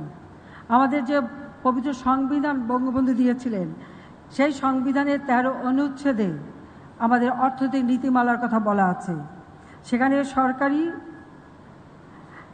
সমবায় এবং বেসরকারি খাত, এই 3টি খাতকে তিনি প্রাধান্য দিয়েছেন এবং আমাদের ফসল উৎপাদনের ক্ষেত্রে, উৎপাদন বাড়ানোর ক্ষেত্রে, যেহেতু আমাদের কৃষি জমি সীমাবদ্ধতা আছে, জনসংখ্যা বাড়ে, পরিবার ভাগ হয়তো জমির ভিতরে আইল দিয়ে মানে চাষ উপযোগী জমি কমে যায়। তিনি সবসময় বলতেন যে আমরাও সেই গল্প শুনেছি যে এই আইলগুলি যদি এক জায়গায় করা যায়, ফরিদপুর জেলার মতো অতখানি জায়গা আপনার কৃষি উৎপাদনের আওতায় আসতে পারে, সেই উৎপাদন উপযোগী হবে। সেই জন্য কৃষি যান্ত্রিকীকরণ যেটা আমরা এখন করছি, সেটা কিন্তু তিনি তখন বলেও গেছেন এবং শুরু করার পদক্ষেপও নিয়েছিলেন। আর হচ্ছে গবেষণা, সেই গবেষণার মাধ্যমেই কিন্তু উৎকর্ষ সাধন করা যায়। কিন্তু 75-এর পরে তো এগুলি ছিল না, গবেষণা টবেষণা কোনো কিছুই ছিল না। মিলিটারি ডিক্টেটররা ক্ষমতাকে কিভাবে নিষ্কণ্টক করবে, মানুষের ভোট চুরি আর ক্ষমতাকে ভোগ করাটা তারা ভালো বুঝত। কোন ব্র্যান্ড পড়বে, কোনটা পড়বে, প্যারিস থেকে কি আসবে, কোথা থেকে, ইটালি থেকে কি আসবে, এইগুলি নিয়েই তারা ব্যস্ত ছিল। আবার পরবর্তীতে আবার একের পরে এক আসে আর এই খেলাই আমরা দেখি। এক মিলিটারি ডিক্টেটর যে যখন আরেক মিলিটারি ডিক্টেটর আসলো, সে আবার ওই মিডল ইস্টের কোন রাজার বাড়ি, কোন চেয়ার দেখলো আর কোন সোফা দেখলো, সেইগুলি নিয়েই ব্যস্ত। তো এই ছিল বাংলাদেশের অবস্থা। কাজে আমরা সরকারে আসার আগেই, যখন আমরা বিরোধী দলে আওয়ামী লীগ দল হিসেবে, আমরা কিন্তু তখন থেকে আমাদের কি করণীয়, আমরা যদি ক্ষমতা যে আমরা কি করব, সেই বিষয়গুলি আমরা চিন্তা করেছি। আমাদের অর্থনৈতিক নীতিমালা প্রণয়ন করেছি, তাছাড়া আমাদের ঘোষণাপত্র, গঠনতন্ত্র তো সেগুলি উল্লেখ করাই আছে। সেইভাবেই আমরা দীর্ঘদিন প্রস্তুতি নিয়েছি। এই প্রস্তুতি নিয়েছি বলেই যখনই সরকার এসেছি খুব দ্রুত তা বাস্তবায়ন করতে পেরেছি। আর দেশের মানুষের ভাগ্য পরিবর্তনে আমরা সচেষ্ট হয়েছি এবং তার শুভ ফল আজ দেশবাসী পাচ্ছেন। একটা মিলিটারি সরকার যখন আসে তখন দুর্নীতি তাদের নীতি হয়ে যায়। খেলাপিরির এই কালচারটা কিন্তু ওই মিলিটারি ডিক্টেটর জিয়ার আমল থেকে শুরু। কিছু এলিট শ্রেণী তৈরি করা, তাদের কিছু সুযোগ দিয়ে দেওয়া, আর তারা জানতো যে লোন নিলে তো শোধ দিতে হবেই না, আবার তো মাপ হয়ে যাবে। এই যে চিন্তাভাবনাটা, চিন্তার যে দৈন্যতাটা, এটাই আমাদের দেশকে ধ্বংসের দিকে নিয়ে যায়। আমরা আসার পরে সেই জায়গা থেকে আস্তে আস্তে আস্তে আস্তে মানুষকে সরিয়ে আনতে চেষ্টা করে যাচ্ছি এবং অনেকখানি আমরা সফলকাম হয়েছি। আমাদের নির্বাচন নিয়ে খেলার তো শেষ নেই। তারপরেও 96 সালে যখন বিশেষ করে নির্বাচন হয়, আওয়ামী লীগ যখন সরকার গঠন করে, আওয়ামী লীগ ক্ষমতা এসেই কিন্তু আমরা সরকারি যেগুলি আছে আমরা সমস্ত খাতগুলিকে বেসরকারি খাত উন্মুক্ত করে দিই। কারণ আমার লক্ষ্য ছিল কর্মসংস্থান সৃষ্টি করা। কর্মসংস্থান সৃষ্টি করতে হলে আমার বেসরকারি খাত দিতেই হবে। আমি ব্যাপকভাবে ব্যাংক, বিমা, শিল্প কলকারখানা, বিমান, এমনকি হেলিকপ্টার সার্ভিস, হাসপাতাল, টেলিভিশন, রেডিও, মোবাইল ফোন, বিভিন্ন প্রায় প্রতিটি খাত বেসরকারি খাতে উন্মুক্ত করে দিই। কারণ বেসরকারি খাত যত বেশি গড়ে উঠবে, তত বেশি মানুষের কর্মসংস্থান হবে, এবং সেই পদক্ষেপটাই আমরা নিয়েছি। পাশাপাশি রপ্তানিমুখী পণ্য উৎপাদন করা, রপ্তানিকে বহুমুখীকরণ করা, সেদিক থেকেও আমাদের আরও অনেক কিছু করার আছে। আমি অর্থনীতিবিদদের কাছে এটাই চাইব, আরও আমাদের কি কি পণ্য আছে আমরা রপ্তানিমুখী করতে পারি। আমাদের যত বিদেশি দূতাবাস আছে, প্রত্যেকটা রাষ্ট্রদূতকে আমি নির্দেশ দিয়েছি প্রথম আছে তখন থেকেই, যে কোন দেশে কোন জিনিসের চাহিদা আছে, তার কোনটা আমরা উৎপাদন করতে পারি, আমরা রপ্তানি করতে পারি, সেটা খুঁজে বার করা। তাছাড়া আপনারা জানেন যে আমরা 100টা অর্থনৈতিক অঞ্চল করে তুলছি। আমরা এখন জমিগুলি নিয়ে রাখছি, ধীরে ধীরে আমি চাচ্ছি দেশি বিদেশি বিনিয়োগ হবে, যত বিনিয়োগ হবে আমার কর্মসংস্থান হবে। আর কৃষিকে যান্ত্রিকীকরণ, আমরা সেখানে ভর্তুকি দিয়ে যাচ্ছি। সেখানে হাওড় এলাকায় 70% ভর্তুকি দিই, আর সাধারণভাবে 50% হারভেস্টার, রিপেয়ার, সব কিছু তারা যখন কিনবে এগুলি যেন সেইভাবে হয়। কিন্তু তাতেও সব কিছু একটা কৃষকের পক্ষে সম্ভব না। তাই সমবায় ভিত্তিক যাতে কৃষি উৎপাদন বাড়ানো যায় সেই চেষ্টাও আমাদের রয়েছে, আমরা সেটাও করে যাচ্ছি। আমরা আমাদের গ্রামগুলিকে শহরে রূপান্তর করবার জন্য আমার গ্রাম আমার শহর, অর্থাৎ গ্রামের মানুষ নাগরিক সুবিধা সব কিছু ভোগ করবে, আমরা সেই পদক্ষেপ নিয়েছি। রাস্তাঘাট, যোগাযোগ ব্যবস্থার উন্নতি করে যাচ্ছি। আমরা আমার বাড়ি আমার খামার, প্রথমে নাম দিয়েছে একটি বাড়ি একটি খামার, সেখানে একটু বিভ্রান্তি হয়, কয় খামার কই, এই জন্য বলছে আমার বাড়ি আমার খামার। বিশেষ করে নারীদের আমরা সেখানে ঋণের ব্যবস্থা করি, তাদেরকে ট্রেনিং দিই এবং তারা কাজ করে, এবং যৌথভাবে উৎপাদন বৃদ্ধি, উৎপাদনের সাথে সাথে বাজারজাতকরণের ব্যবস্থা। কারণ আমি খালি উৎপাদন বাড়াও বললে হবে না, উৎপাদনের সাথে যদি বাজারে যাওয়ার ব্যবস্থা না করি, বিক্রির ব্যবস্থা না করি, তাহলে এই উৎপাদন হবে না, তারা করবে না। সেই ব্যবস্থাটা নিয়েই কিন্তু আমাদের এই প্রকল্প। পল্লী সঞ্চয় ব্যাংক করে দিয়েছি, সেটা হচ্ছে ক্ষুদ্র সঞ্চয়। ক্ষুদ্র ঋণের অতি মাত্রায় যে সুদের চাপ, এটা অনেকেই নিতে পারে না। আমরা তার বিপরীতে ক্ষুদ্র সঞ্চয়, আমরা যাদেরকে ঋণ দেব তারা উৎপাদন করবে, ব্যবসা করবে, যে যেটা করতে চায় সেভাবে করে, যদি তা একজন 100 টাকা জমাতে পারে, সরকারের পক্ষ থেকে আরও 100 টাকা দেবো। 200 টাকা জমাতে পারলে সরকারের পক্ষ থেকে আরও 200 টাকা দেবো। 2 বছর দেবো, বেশি না।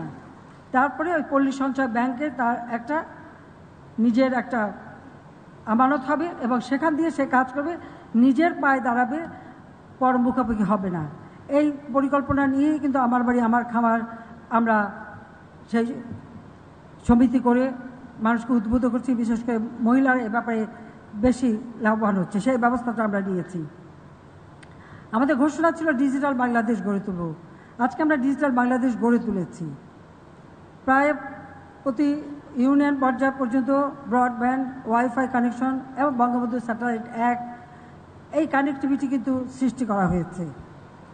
আজকে বঙ্গবন্ধু স্যাটেলাইটের কারণে আমরা যে বিশাল সমুদ্র সীমা অর্জন করেছি, আমাদের জাতির পিতা সীমানা চুক্তি করে গিয়েছিলেন, কোনো সরকার বাস্তবায়ন করেনি, আমরা আসার পরে সেটা বাস্তবায়িত হয়েছে। সমুদ্র সীমা আমাদের বিরাট যে অধিকার, এ ব্যাপারে তো জিয়া, এরশাদ, খালেদা জিয়া কোনো সরকার কোনোদিন উচ্চবাচ্যই করেনি। আওয়ামী লীগ আসার পর থেকে আমরা কাজ করেছি, দ্বিতীয়বার আসার পরে আমরা তা বাস্তবায়ন করেছি। আজকে এই সমুদ্র সম্পদ আমাদের অর্থনীতির কাজে লাগাতে হবে। সেজন্য ব্লু ইকোনমি, অর্থাৎ সমুদ্রের কী কী সম্পদ আহরণ করা বা সমুদ্র থেকে আমরা কতটুকু অর্জন করতে পারি সেই বিষয়, এমনকি সমুদ্র গবেষণা ইনস্টিটিউটও আমি করে দিয়েছি, যে আমাদের সমুদ্র নিয়ে গবেষণা হবে এবং সেখান থেকে আমাদের দেশের মানুষের আয় উপার্জন হবে। আমাদের প্রতিটি নীতিমালা হচ্ছে একবার তৃণমূলকে লক্ষ্য রেখে, তৃণমূলের মানুষের ভাগ্য পরিবর্তন। এবং আমরা যে ইন্ডাস্ট্রিয়ালাইজেশন করতে চাই সেখানে আমরা যথেষ্ট সুবিধা দিচ্ছি, কিন্তু আমি শুধু রপ্তানি তো করবো না, নিজস্ব বাজার তৈরি করতে হবে। বাজার তৈরি করতে হলে আমার দেশের মানুষের ক্রয় ক্ষমতা বাড়াতে হবে। ক্রয় ক্ষমতা বাড়াতে হলে কর্মসংস্থানের ব্যবস্থা করতে হবে। কর্মসংস্থান ব্যাংক করে দিয়েছি, সেখান থেকে বিনা জামানতে যে কোনো একজন যুবক, শিক্ষিত অশিক্ষিত যেই হোক, সে কিন্তু অন্তত 2 লক্ষ টাকা নিতে পারবে বা যৌথভাবে বেশি নিতে পারবে, আর জামানত দিয়ে আরও বেশি নিতে পারবে, নিজের পায়ে দাঁড়াতে পারবে। স্টার্ট আপ প্রোগ্রাম আমরা চালু করেছি এবং কোম্পানি আইন পরিবর্তন করে এক ব্যক্তি একটা কোম্পানি যাতে খুলতে পারে সে ব্যবস্থা করে দিয়েছি। সেখানে আমরা প্রণোদনা দিই, ট্রেনিং দিই। এই স্টার্ট আপ প্রোগ্রামের একটা ফান্ড করেছি, সেখান থেকে টাকা দিয়ে বলি যে নিজের পায়ে দাঁড়াতে হবে, চাকরির পিছনে ছুটে বেড়ানো না, নিজেই চাকরি দেবো, নিজেই মাস্টার হবো, নিজেই চাকরি দেবো, সেইভাবে কাজ করতে হবে। সেইভাবে আমরা আমাদের মানুষগুলিকে উদ্বুদ্ধ করছি, ইয়াং জেনারেশনকে তারা উদ্বুদ্ধ করছি, তারা যেন সেইভাবে কাজ করে। আমি যেহেতু 81 সালে আসার পর বোধহয় বাংলাদেশে এমন কোনো এলাকা নাই আমি যাইনি, দেখছি মানুষের দুরবস্থা। 74 সালের দুর্ভিক্ষের কথা আপনারা জানেন, যে দুর্ভিক্ষের কথা বলে বঙ্গবন্ধুকে হেয় প্রতিপন্ন করার চেষ্টা করা হয়েছিল। এই দুর্ভিক্ষ একটা যুদ্ধবিধ্বস্ত দেশে যতটা, কিন্তু এর পিছনে চক্রান্ত ছিল। নগদ অর্থ দিয়ে কেনা খাদ্যের জাহাজ কিন্তু আসতে দেয়নি, কাজে এইভাবেই সৃষ্টি করা হয়েছিল। সেই বাসন্তীকে জাল পরিয়ে ছবি দিয়ে দেখানো হয়েছিল। হ্যাঁ, তখন তো মানুষের কাপড় চোপড় ছিল না। আমি এসে তখন তো দেখি বিদেশ থেকে পুরনো কাপড় এনে মানুষকে দেওয়া হয়, ছিন্ন কাপড়, আদুল গায়ে মানুষ। আর দুর্ভিক্ষ, 74-এর দুর্ভিক্ষ নিয়ে তো একটা দুর্ভিক্ষ নিয়ে কথা। 81 সালে আসার পরে দেখেছি প্রতি বছর দুর্ভিক্ষ। আমি ছুটে যেতাম, আমরা লঙ্গরখানা খুলেছি আমাদের দলের পক্ষ থেকে, আমরা রিলিফ বিতরণ করেছি, আর দেখেছি মানুষের অবস্থা। সারি সারি মানুষ, গায়ে হাড় আর চামড়া, কোনো মাংস নেই, মনে হচ্ছে জীবন্ত কঙ্কালগুলি হেঁটে বেড়াচ্ছে। সেই রংপুরের গঙ্গাচড়ার নৈহালি ইউনিয়ন, কোথায় গাইবান্ধা, কোথায় কুড়িগ্রাম, প্রতিটি অঞ্চলে আমি নিজে গিয়েছি। এমনকি যেই বাসন্তীকে জাল পড়িয়েছিল, আমি সেই বাসন্তীর বাড়ি গেছি। চিলমারিতে নেমে সেখান থেকে কয়েক মাইল কাদা মাটি ভেঙে হেঁটে যেতে হয়েছিল নদীর পাড় দিয়ে, কারণ আর কোনো যোগাযোগ ব্যবস্থা ছিল না। আমি কেন গিয়েছিলাম দেখতে যে আমার বাবার রক্ত নিয়ে বাসন্তীদের জীবন মান উন্নত হয়েছে কি না, বা তাদের ভাগ্যের পরিবর্তন হয়েছে কি না, সেটাই আমি দেখতে চেয়েছিলাম। এবং যে ফটোগ্রাফার ছবি তুলেছিল উত্তরবঙ্গে, তাকে আমি সাথে নিয়ে গিয়েছিলাম যে চলো দেখে আসি তোমার বাসন্তীর অবস্থা। নিশ্চয়ই এতদিনে বাসন্তী খুব ভালো আছে, নিশ্চয়ই সে এখন ভালো বাড়িতে থাকে, ভালো কাপড় চোপড় পরে। আমি কি দেখেছিলাম, একটা ঘন্টা, কোনো মতো একটা ছাপড়া, সেখানে বাসন্তীর মা মাটিতে পড়ে আছে। আর বাসন্তী আসলে মেন্টালি ডিটার্টেড একটা মেয়ে, একটু পাগলা, তখন তো বয়স হয়েছে একটু। ওই পাশে বসে আছে, মাছি বন বন করছে, ছেঁড়া কাপড়, ঘর নেই, মাটির মধ্যে পড়ে আছে তার মা, আর তার পাশে বাসন্তী। আমার প্রশ্ন ছিল যে যারা এত বদনাম করলো, এত সমালোচনা করলো, তারা কোথায়? তারা বাসন্তীদের খোঁজ তো নেয় না। বাসন্তীদের এই অবস্থা হলো কেন? আমার বাবার রক্ত নিয়েও বাসন্তীদের জীবনের পরিবর্তন কেন আসলো না, সেটাই আমার প্রশ্ন ছিল।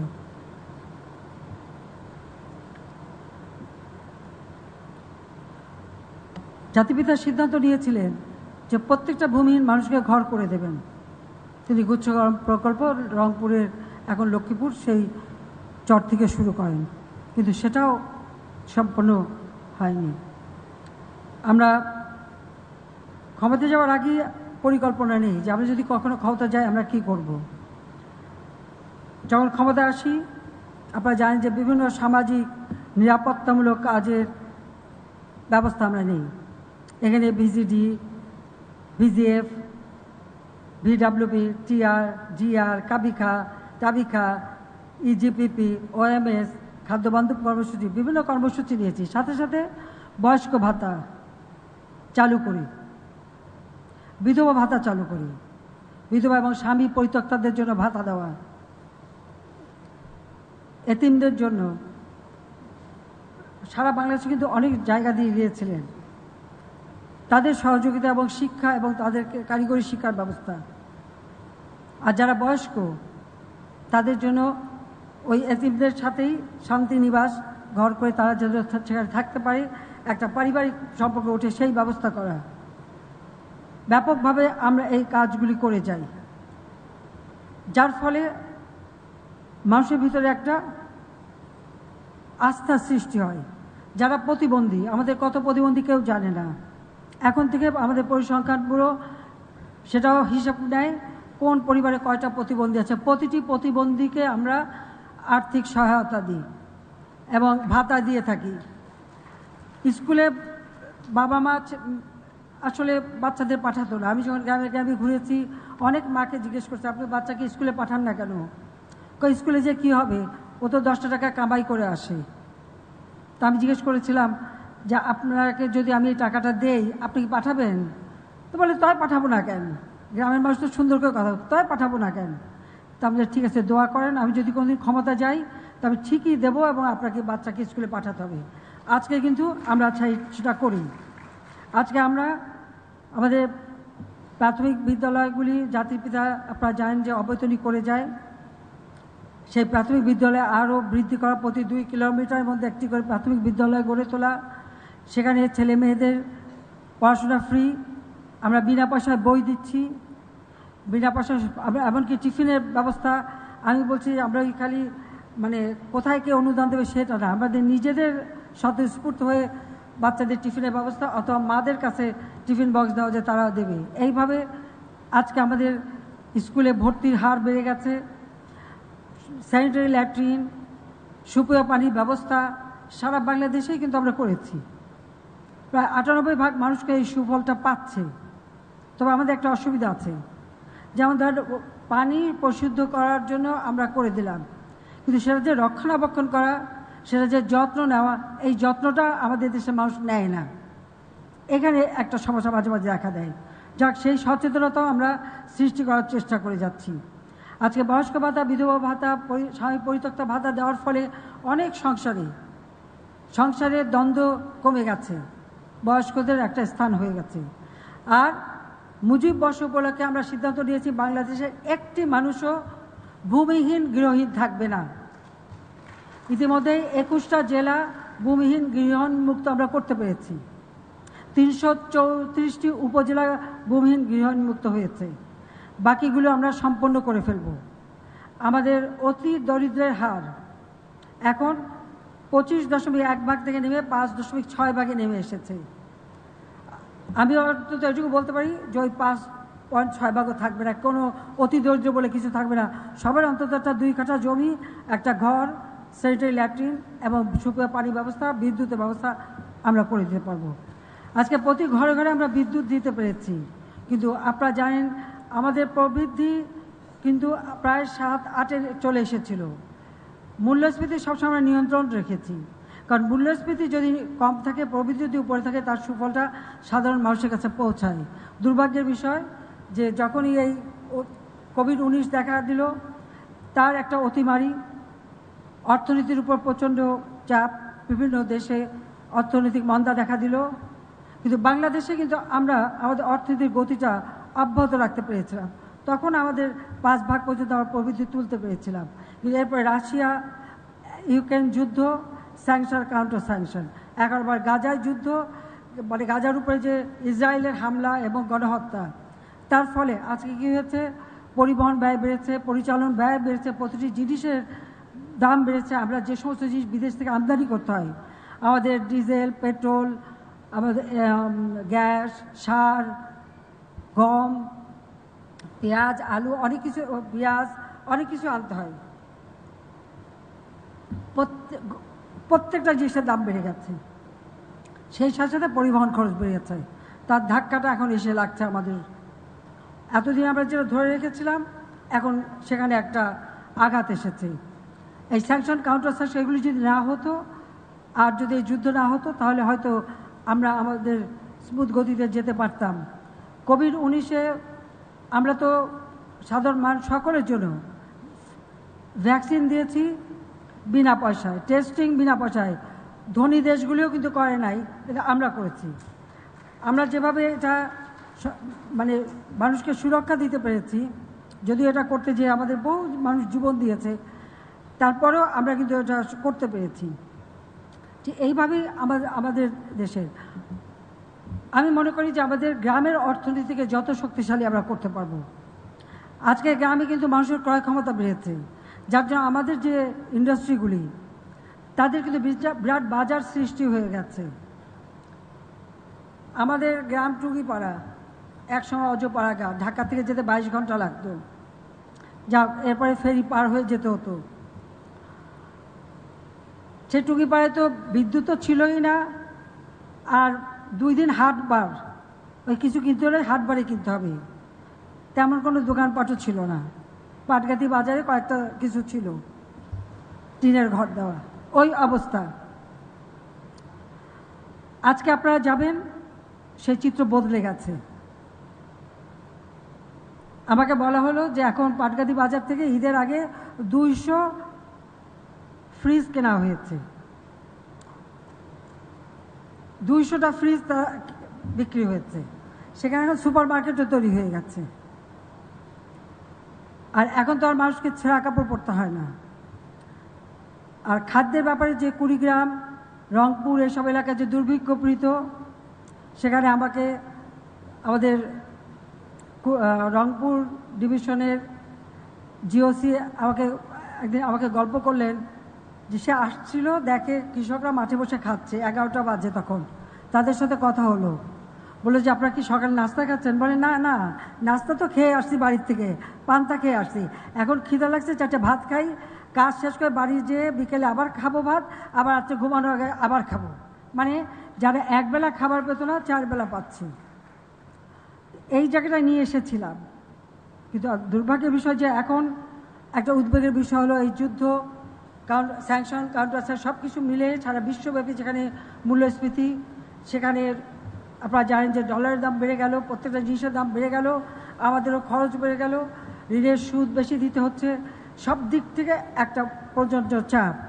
কিন্তু আমি বিশ্বাস করি, যে জন্য আমি সারা দেশের মানুষকে আহ্বান করেছি, 1 ইঞ্চি জমি যেন অনাবাদি না থাকে। আমাদের ফসল আমাদের উৎপাদন করতে হবে, আমাদের খাদ্য আমাদের আনতে হবে। 96 সালে যখন সরকার গঠন করি, 40 লক্ষ মেট্রিক টন খাদ্য ঘাটতি। আমরাই প্রথম দেশকে খাদ্যের সম্পূর্ণতা করি, যেটা বিএনপি প্রচণ্ড বাধা দেয়। সাইফুর রহমানের কথা ছিল যে, এবং খালেদা জিয়া, তারা অপোজিশনে। আমি যেদিন ঘোষণা দিলাম, পার্লামেন্টে বললো খাদ্যের স্বয়ংসম্পূর্ণ ভালো না, বিদেশ থেকে সাহায্য পাওয়া যাবে না। তা আমি জিজ্ঞেস করলাম যে সারা জীবন কি আমরা খাদ্য ভিক্ষা চেয়ে চলবো, না নিজের পায়ে দাঁড়াবো? আমরা নিজের পায়ে দাঁড়াবো, ভিক্ষা চেয়ে চলবো না, অন্যকে খাওয়াবো, প্রয়োজনে অন্যকে খাওয়াবো। তারপর থেকে আমাদের এই প্রচেষ্টা, উৎপাদন বাড়ানো। তা আমি আপনাদেরকে বলবো যে অর্থনীতিবিদ এটা চিন্তা করেন যে গ্রামীণ অর্থনীতি যত বেশি মজবুত হচ্ছে, আমাদের শিল্প কলকারখানা বৃদ্ধি পাচ্ছে, বাজার সৃষ্টি হচ্ছে, আবার পাশাপাশি হ্যাঁ রপ্তানিও আমাদের বাড়াতে হবে। কিন্তু আমাদের এই অর্থনীতির গতিটা যেভাবে আমরা এগিয়ে নিয়ে যাচ্ছিলাম, মাঝখানে এই কয়েকটা আন্তর্জাতিক ঘটনার জন্যই আমাদের বাধা হলো। যদিও আমাদের দেশের অভ্যন্তরেও কিছু বাধা দেওয়া হয়েছিল, আপনারা জানেন, আগুন দিয়ে পোড়ানো, অগ্নি সন্ত্রাস 2013 সালে, 14 সালে, আবার এই যে আপনার 23 সালের 18 অক্টোবর আগুন দিয়ে সমস্ত পোড়ানো, নতুন বাস কিনি পুড়িয়ে দেয়, ট্রেন কিনি পুড়িয়ে দেয়, রেলগাড়ি পুড়িয়ে দেয়, মানুষ পুড়িয়ে মারে। এইগুলি তো আমাদের সামাল দিতে হয়। একদিকে এই দুর্যোগ, আবার দিকে আন্তর্জাতিক চাপ, সব কিছু মিলেই কিন্তু আমরা এগিয়ে যাচ্ছি। ইতিমধ্যে আমরা 6 তারিখে বাজেট দেব, ইনশাআল্লাহ বাজেট আমরা ঠিকমতো দিতে পারবো এবং বাজেট আমরা বাস্তবায়নও করব। তবে আমরা যেহেতু এই যুদ্ধ এবং স্যাংশনের জন্য কৃচ্ছতা সাধন করতে গিয়েছি। এই কৃচ্ছতা সাধনের ফলাফল হচ্ছে হয়তো আমাদের জিডিপি যেটা আগে গতবার পেয়েছিলাম এত কিছু কমবে, কিন্তু সেটাও আমরা পরবর্তীতে উত্তরণ ঘটাতে পারবো সে বিশ্বাস আছে। সেইভাবে আমরা পরিকল্পনা নিচ্ছি, কিন্তু আমাদেরকে নিজের পায়ে দাঁড়াতে হবে, আত্মমর্যাদা নিয়ে চলতে হবে, কারো কাছে হাত পেতে নয়। এক পদ্মা সেতু নিয়ে চ্যালেঞ্জ এসেছিল, বলছিলাম নিজের টাকায় করব, তখন কারো সমর্থন পাইনি, কিন্তু আমি বলছিলাম যে যেদিন করতে পারবো সেই দিনই করব। আমরা সেটা করেছি। পদ্মা সেতু হয়েছে, পদ্মা সেতু রেল, এই রেল চলে যাবে একেবারে আমাদের মংলা পোর্ট পর্যন্ত। সেইভাবে আমরা কিন্তু সারা বাংলাদেশে নৌপথ, রেলপথ, বিমান সব দিকেই কিন্তু সড়ক পথ আপনারা নিজেরাই এখন দেখেন। আমি আর নাম বলতে চাই যে আমরা যেগুলি করতে পেরেছি এই সীমিত সম্পদ নিয়ে, পাশাপাশি মানুষের খাদ্য নিরাপত্তা, উৎপাদন বাড়ানো, চিকিৎসার ব্যবস্থা, কমিউনিটি ক্লিনিক থেকে 30 প্রকার ঔষধ বিনামূল্যে মানুষকে দিচ্ছি, বিনামূল্যে বই দিচ্ছি, প্রত্যেকটা ছেলে মেয়ে যাতে লেখাপড়া করে, এবং উচ্চশিক্ষা গবেষণার জন্য আলাদা ফান্ড করেছি প্রাইম মিনিস্টার অফিসে, সেখান থেকে আমরা অর্থ দিচ্ছি, বিভিন্ন মন্ত্রণালয় থেকে দিচ্ছি। গবেষণা আমাদের সব থেকে বেশি দরকার। আমি অর্থনীতি সমিতিকে বলবো, আপনারা গবেষণা করছেন, বিশাল আর্টিকেল আমি দেখলাম, অনেক বই, হয়তো অত সব পড়তে পারবো না, কিছু কিছু কিছু চোখ বুলিয়েছি। তা আমাদের গবেষণা দরকার, যে আমাদের দেশের আবহাওয়া, জলবায়ু এবং পরিবর্তনের হাত থেকে যেন আমাদের আঘাতটা না আসে, এই অভিঘাত থেকে রক্ষা করা, সেই ব্যবস্থা যেমন আমরা নিয়েছি, পাশাপাশি আমাদের দেশের মানুষের অন্ন, বস্ত্র, বাসস্থান, চিকিৎসার ব্যবস্থা, শিক্ষা, এই 5টা মৌলিক অধিকার যাতে সুনিশ্চিত হয়, সেটা মাথায় রেখেই আমাদের সব রকম নীতিমালা এবং কার্যক্রম আমরা পরিচালনা করে যাচ্ছি। আজকে সকাল হাতে মোবাইল ফোন প্রত্যেকেই, আজকে এখন আর মানে ঘরে বসে মানুষ বিদেশে ইনকাম করতে পারে, সেখানে ফ্রিল্যান্সার করে দিয়েছি তাদের ট্রেনিং দিয়ে। কাজে এখন একটা ইউনিয়নে বসে মানুষ বিদেশে অর্থ উপার্জন করতে পারে। আগামীতে যেহেতু আমরা কথা দিয়েছিলাম 2021 সাল দিন বদলের সনদ, আমরা সেই দিন বদলের সনদ বাস্তবায়ন করে ডিজিটাল বাংলাদেশ করেছি। আজকে আমাদের লক্ষ্য হচ্ছে সামনে আমাদের গৃহীত পদক্ষেপের ফলে 2009 থেকে 2021 পর্যন্ত যখন স্বাধীনতার সুবর্ণ জয়ন্তী এবং জাতির পিতার জন্মশতবার্ষিকী উদযাপন করি, তখন আমরা উন্নয়নশীল দেশের মর্যাদা পেয়েছি। 2026 সাল থেকে আমরা উন্নয়নশীল দেশ হিসেবে যাত্রা শুরু করব। 24-এ আবার এটা হিসাব করা হয়েছে, আন্তর্জাতিকভাবে তারা হিসাব দেখে যে আমাদের অর্জনগুলি ঠিক আছে কিনা, তাদের হিসাব মতো এখন আমরা ঠিক আছি, আমরা 26 থেকে যাত্রা শুরু করতে পারবো। তখন যে চ্যালেঞ্জগুলি আসবে সেটা মোকাবেলা করা, আর যে সুযোগগুলি আসবে সেটা কাজে লাগানো, সেই প্রণাম আমরা নিয়েছি। আর 2021 থেকে 2041 প্রেক্ষিত পরিকল্পনা করেছি। এই পরিকল্পনার লক্ষ্যটা হচ্ছে 41-এর মধ্যে বাংলাদেশ একটা উন্নত, সমৃদ্ধ, স্মার্ট বাংলাদেশ হবে। আমাদের জনশক্তি স্মার্ট, জনশক্তি হবে smart government, smart economy, smart society, সেই লক্ষ্য নিয়েই কিন্তু আমাদের পরিকল্পনা আমরা বাস্তবায়ন পরিকল্পনা নিয়েছি। আর আমাদের পঞ্চবার্ষিকী পরিকল্পনায় যেগুলি দরকার সেগুলি নিয়েছি। জাতিসংঘ ঘোষিত SDG 2030 সেগুলিও আমরা বাস্তবায়ন করে যাচ্ছি। আমি এখানেই থেমে থাকিনি। 2100 সালের বাংলাদেশ, সেই বাংলাদেশ কেমন হবে, এই বদ্বীপ, আমি ডেল্টা প্ল্যান 2100 প্রণয়ন করেছি। নেদারল্যান্ডের সাথে আমাদের চুক্তি হয়েছে, যেহেতু নেদারল্যান্ডও একটা ডেল্টা, কাজে সেইভাবে আমরা এই ডেল্টা প্ল্যান বাস্তবায়নের মাধ্যমে বাংলাদেশকে এগিয়ে নিয়ে যাব। সেখানে উত্থান পতন, চড়াই উতরাই থাকবেই, সেগুলি অতিক্রম করে করে আমাদের এগিয়ে যেতে হবে। হতাশ হবার কিছু নেই, আর কেউ হতাশ হবেন না। আমি অনেক বাধা অতিক্রম করি, গুলি, বোমা, গ্রেনেড সব কিছুই হজম করেছি, কিন্তু আমার লক্ষ্য হচ্ছে যে আমার দেশের মানুষের ভাগ্য পরিবর্তন করে এই দেশকে উন্নত করা।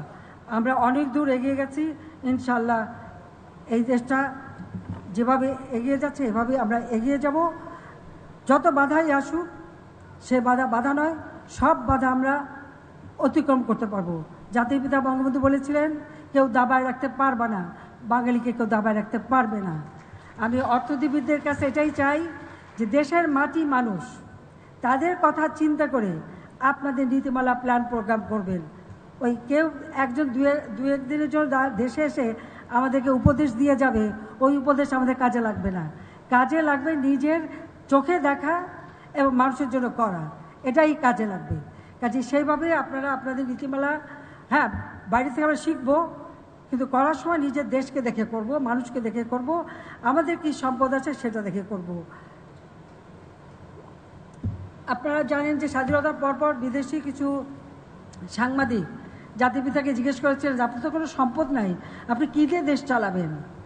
বঙ্গবন্ধু একটা কথাই বলেছিলেন, আমার মাটি আছে, মানুষ আছে, এই সোনার মাটি আর মানুষ দিয়েই আমি আমার দেশ গড়ে তুলব। 3 বছর 7 মাসের মধ্যে, মাত্র 3 বছর 7 মাসের মধ্যে তিনি সেটা করেছিলেন।